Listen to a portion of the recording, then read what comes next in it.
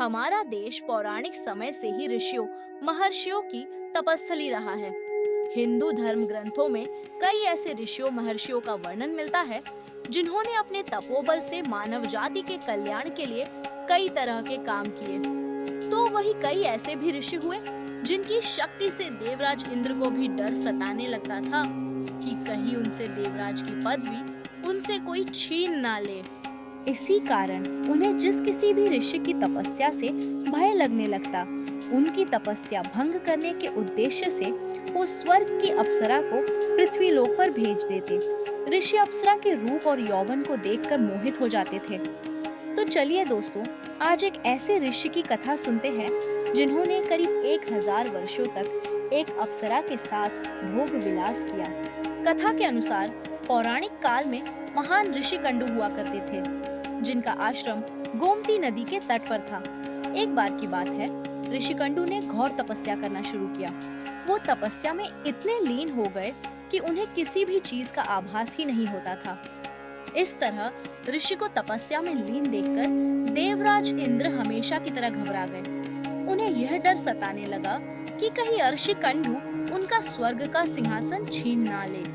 इसी डर के परिणाम स्वरूप इंद्रदेव ने ऋषि कुंडू की तपस्या भंग करने के लिए प्रमलोचा नामक की अप्सरा को पृथ्वी लोक पर भेजने का निश्चय किया। एक संध्या नृत्य के बाद इंद्र ने प्रमलोचा को अपने पास बुलाया, फिर उसे अपनी सारी योजना बताई। बिना कोई प्रश्न किए प्रमलोचा इंद्र की योजना के मुताबिक पृथ्वी लोक के लिए प्रस्थान कर गई। पृथ्वी लोक पर प्रमलोचा सीधे वहां पहुंची जहां ऋषि कंडू तपस्या में लीन थे। फिर प्रमलोचा ने अपनी शरारतों से ऋषि कंडू ध्यान तोड़ दिया।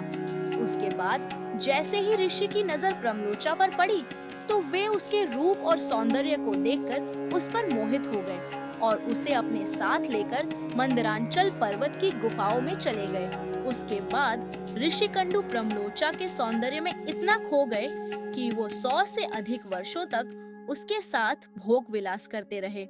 100 वर्ष बाद एक दिन अप्सरा प्रमलोचा ने ऋषि कंडू से कहा, हे ऋषि, अब मैं स्वर्गलोक वापस जाना चाहती हूँ, इसलिए आप मुझे खुशी खुशी विदा कीजिए। अप्सरा के मुख से जाने की बात सुनकर ऋषि उदास हो गए और उन्होंने कहा, हे देवी, अभी थोड़े दिन और रुक जाती तो अच्छा होता। ऋषि को उदास देखकर अप्सरा पृथ्वी लोक पर रुकने को मान गई। फिर ऋषि कंडू ने अगले 100 वर्षों तक उसी गुफा में अप्सरा के साथ संभोग किया। फिर 100 वर्षों बाद एक दिन प्रमलोचा ने ऋषि कंडू से कहा, हे मुनि, मुझे पृथ्वी लोक पर आए बहुत समय हो गया। अब तो आप मुझे स्वर्ग लोक जाने की आज्ञा दे। ऋषि कंडू उसकी बात सुनकर फिर व्यथित हो गए। बोले, हे देवी, अभी कुछ समय और रुक जाओ, फिर चली जाना। इसी तरह कई 100 वर्ष बीत गए और जब भी अप्सरा प्रमलोचा स्वर्गलोक जाने की बात ऋषि से कहती तो वो किसी तरह उसे मना लेते। अप्सरा ऋषि के श्राप से भी डरती थी कि कहीं क्रोध में आकर ऋषि कंडू उसे श्राप न दे दे। उधर महर्षि के काम वासना में लिप्त होने से अप्सरा के प्रति उनका प्रेम नित्य बढ़ता ही जा रहा था। तपस्या पूजा पाठ का त्याग कर दिन रात ऋषि कंडू भोग विलास में डूबे रहते। एक दिन की बात है, ऋषि कंडू बड़ी तेजी से अपनी कुटिया से निकल रहे थे। तभी प्रमलोचा उनके पास आई और पूछने लगी, हे मुनि, आप कहाँ जा रहे हैं? तब ऋषि कंडू ने कहा कि हे भद्रे, दिन अस्त हो चुका है, मैं संध्योपासना करने जा रहा हूँ। अगर ऐसा नहीं किया तो मेरा धर्म नष्ट हो जाएगा। यह सुनकर प्रमलोचा मुस्कुराए बिना न रह सकी और बोली, हे सब वेदों के झाता, इतने वर्षों में क्या आज पहली बार सूर्यास्त हुआ है? जो संध्या वंदन नहीं करेंगे तो आपका धर्म नष्ट हो जाएगा। मैं तो आपसे जब से मिली हूँ तब से तो आपने कभी संध्या वंदन नहीं किया है। इस प्रकार के वचन सुनकर ऋषि कंडू बोले, हे भद्रे, नदी के इस सुंदर तट पर आज सवेरे ही तो तुम आई हो। मुझे भली भांति स्मरण है, मैंने आज ही तुमको अपने आश्रम में प्रवेश करते देखा था। अब दिन के समाप्त होने पर सांध्य काल हुआ है। मुझे तो लगता है कि तुम मेरा उपहास कर रही हो। तब प्रमलोचा ने ऋषि से कहा कि हे ब्राह्मण, श्रेष्ठ, आपका यह कथन सत्य है कि आपके आश्रम में मैं सवेरे आई हूँ, परंतु आज नहीं। जिस सुबह मैं यहाँ आई थी, उस समय को तो कई 100 वर्ष बीत चुके हैं। यह सुन महर्षि कंडू घबरा गए और बोले कि हे सुंदरी, मुझे सही सही बताओ, तुझे मुझे तेरे साथ रमण करते कितना समय बीत चुका है। तब प्रमलोचा ने बताया कि आपको मेरे साथ रमण करते हुए 907 वर्ष 6 महीने और 3 दिन हो चुके हैं। यह सुनकर ऋषिकंडू हैरान हो गए और बोले, हे प्रिय, क्या तुम सत्य कह रही हो या फिर मेरे साथ कोई मजाक कर रही हो? मुझे तो ऐसा प्रतीत होता है कि मैं तुम्हारे साथ एक दिन ही रहा हूँ।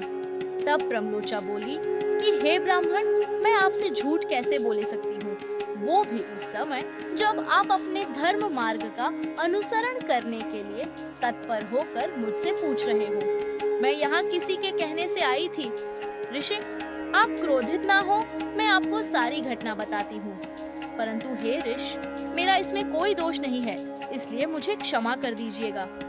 तब ऋषि कंडू ने कहा कि जल्दी बताओ, तुम्हें यहाँ किसने भेजा था?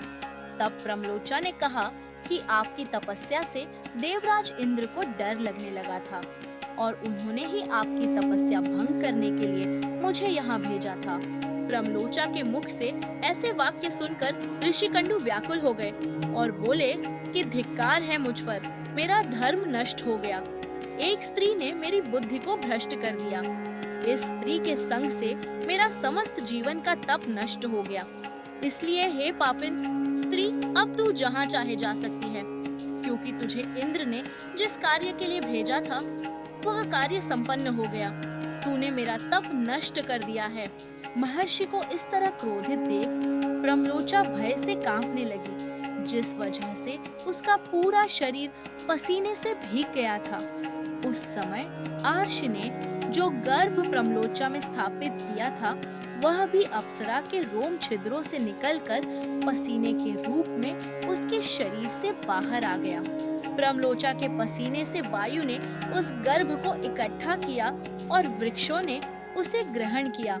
सूर्य की किरणों से पोषित होकर वह धीरे धीरे बढ़ने लगा।